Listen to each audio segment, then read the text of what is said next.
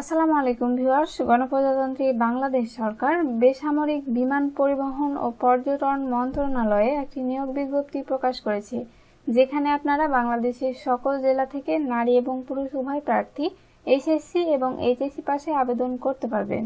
So viewers, আবেদনটি কিভাবে করতে হবে, আবেদন শুরু কবে, শেষ কবে, আবেদন ফি কত টাকা পরিশোধ করতে হবে, আবেদনের ক্যাটাগরি সবকিছুই এই ভিডিওতে আমি বিস্তারিত আলোচনা করব। তো চলুন আমরা এখন মূল ভিডিওতে যাই।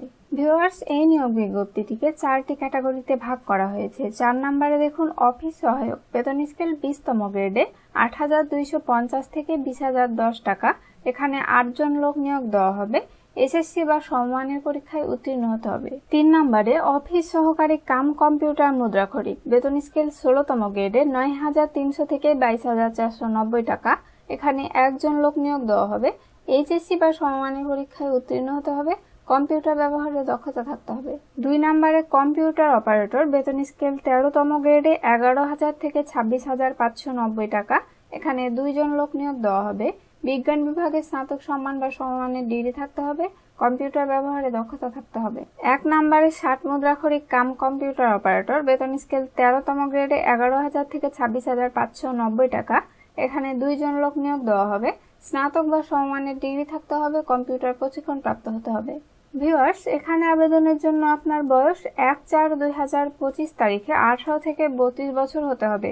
তবে 1 ও 3 নং পদের জন্য বিভাগীয় প্রার্থীদের ক্ষেত্রে বয়সসীমা 40 বছর পর্যন্ত শিথিলযোগ্য। mocat.teletalk.com.bd এই ওয়েবসাইটে গিয়ে আপনারা আবেদন ফর্ম পূরণ করতে পারবেন। অনলাইনে আবেদনপত্র পূরণ ও পরীক্ষার ফি জমাদানের শুরু তারিখ ও সময় 15/4/2025 খ্রিস্টাব্দ সকাল 10টায় শুরু হয়ে অনলাইনে আবেদনপত্র জমাদানের শেষ তারিখ ও সময় 14/5/2025 খ্রিস্টাব্দ বিকাল 5টা পর্যন্ত।